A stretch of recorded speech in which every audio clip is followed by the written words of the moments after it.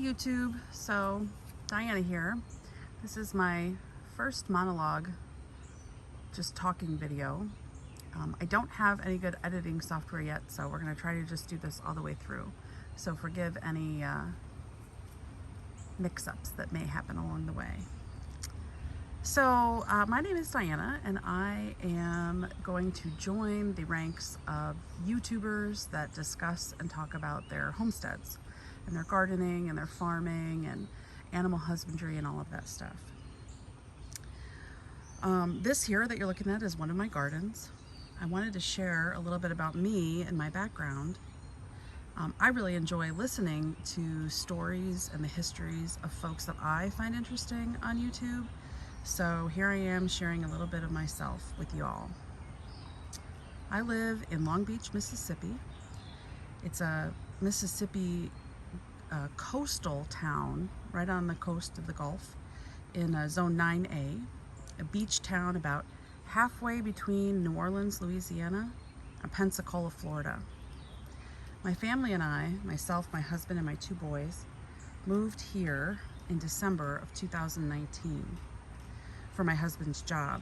So we're still kind of new here. Learning how to grow here in the subtropics has been quite an adventure. But it's not my first gardening experience. I've been growing nearly all of my life. I'm very blessed to be able to be a mostly stay-at-home wife and mother. I do sell some things at local farmers markets, and I have a job as a gardener for an estate in the next town over. So I really wear many hats and have many jobs, but definitely do not have a 9-to-5 brick and mortar type gig. I'm a pretty lucky lady, and I hope that this channel will serve as a way to pass along or pay it forward the blessings that I have in my life to others in a useful and productive way. So I grew up in rural north central Illinois, Zone 5, where we had a very large garden, a whole bunch of different animals, some woods, and just a really awesome country girl life. The garden sustained us through the winter months, through my whole childhood. So this homesteading lifestyle is part of my upbringing and a kind of core part of my being. I consider it to be one of the most precious gifts that I ever received, and regularly thank my parents for providing me with this foundation in life. I think it is one of the neatest things that a parent can give a child. Just seeing that it is possible to grow one's own food, even if just a little bit, and maybe raise some animals. It creates a self-reliant mindset in a child that stays with a child for the rest of their life. Even if you think they're not paying attention, they are.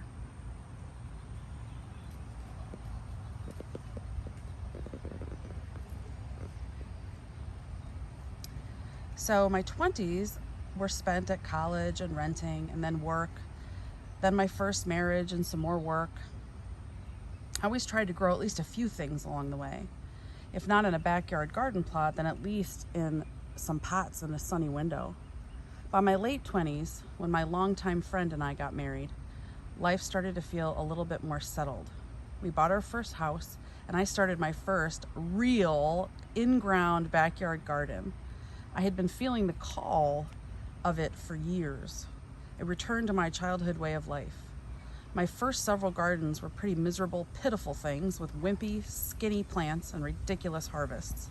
But man, I was so proud of those couple of tomatoes and beans and cucumbers. They were delicious.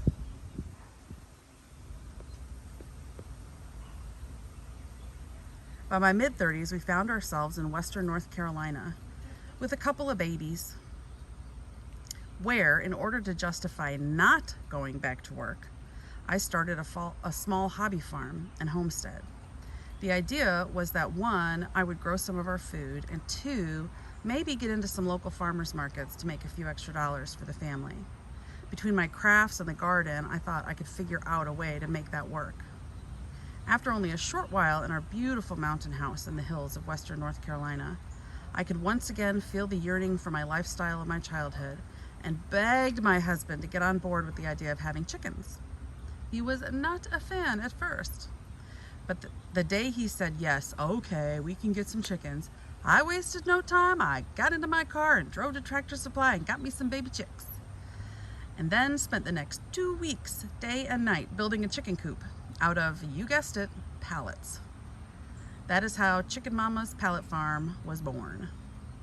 I did it a little backwards. I got the chickens before the coop, but I wasn't about to leave any room for him to change his mind.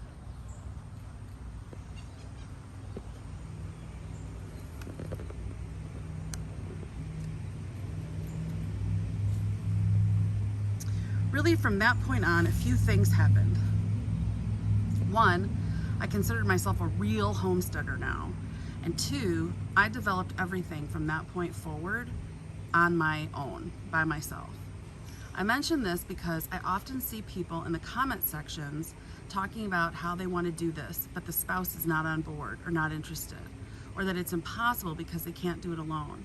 And while my husband does support me, he is not and has never been an active participant in almost any aspect of the homestead, except for occasionally agreeing to use our home finances towards supplies, which is a very valuable asset and aspect of the program. And this is totally okay. There are a lot of different families out there on YouTube that live this lifestyle together. And one of the reasons that I wanted to develop this channel is to show that, just like all things, there isn't just one way that this lifestyle works. The beautiful tapestry of homesteads in this country are made up of every combination of family dynamics, at every income level, and with every possible consideration of scale, and are done for a whole host of motivating factors. My primary number one motivation is that growing and raising my own food makes me feel safe and secure. In October of 2013, when the federal government had that 17-day long shutdown, well, he worked for the government as a federal contractor, and I had 2 little kids. For more than half of that month, we didn't know for sure if we were going to get paid again, ever. It was then that I got really serious about this lifestyle. Growing my own food makes me feel somewhat protected from the possible fluctuations and levels of crazy in this world. Some people feel safer having lots of guns. I feel safer having lots of plants that produce food. As a side note, we will discuss what the worldwide pandemic did to this setup and our homestead program in another video. That's a whole nother topic all of its own.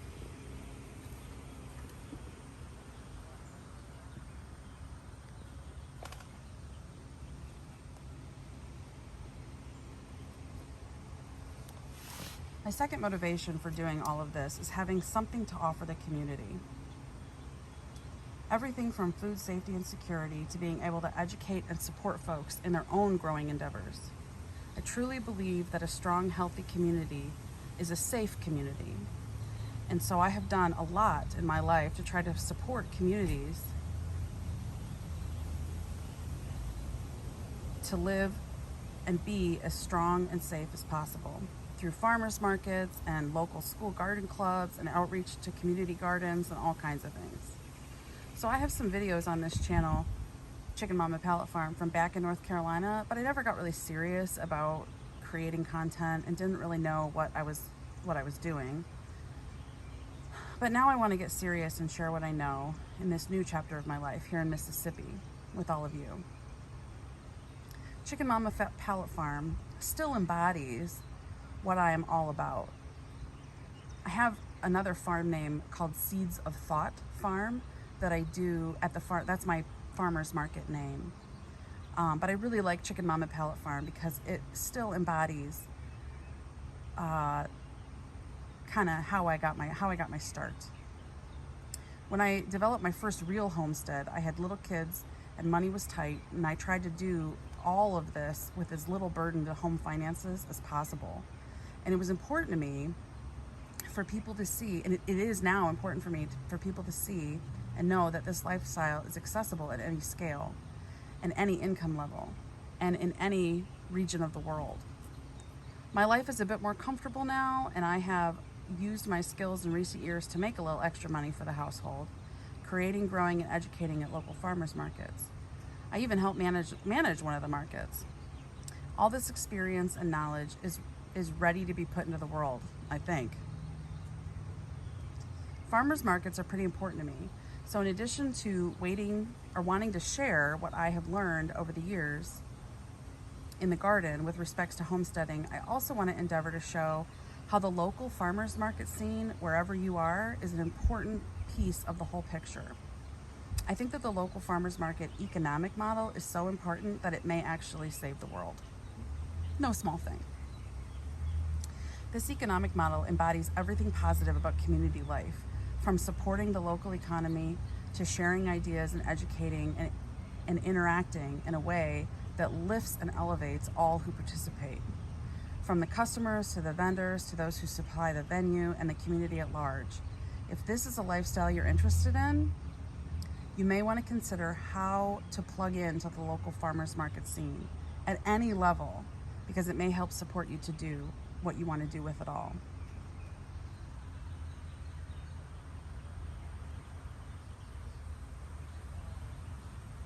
Some other things that I want to explore and am considering sharing on this channel are how do I start seeds, how do I save seeds, and all those different methods, how to make my own potting soil, garden soil, compost, and I will talk about how to build it, soil, and how to make it, and how plants use it, and how important it is.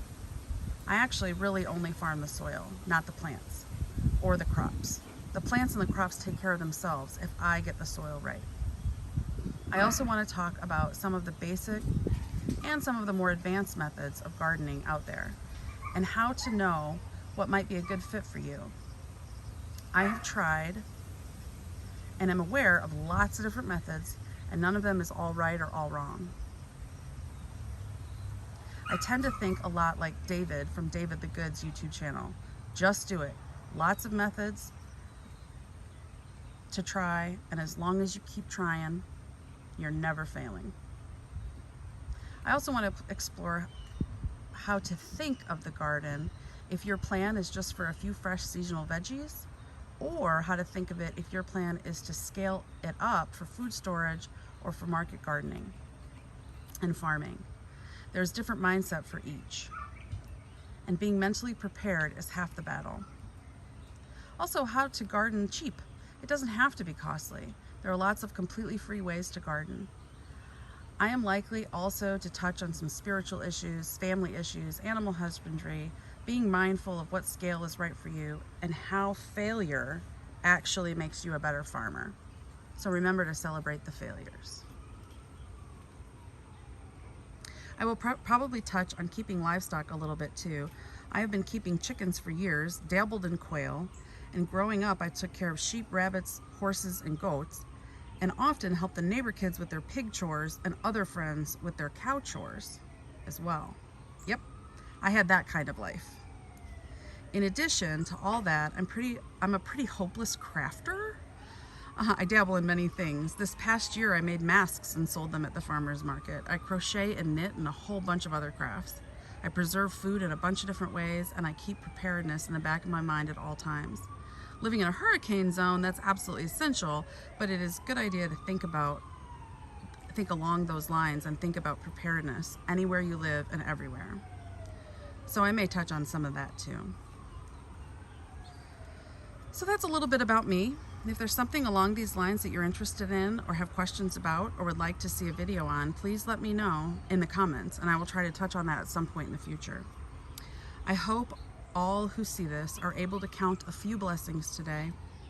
I pray that all things work together to save the world one garden at a time, and always remember that the only remedy to madness is radical, loving acceptance. Hope you're all having a blessed day.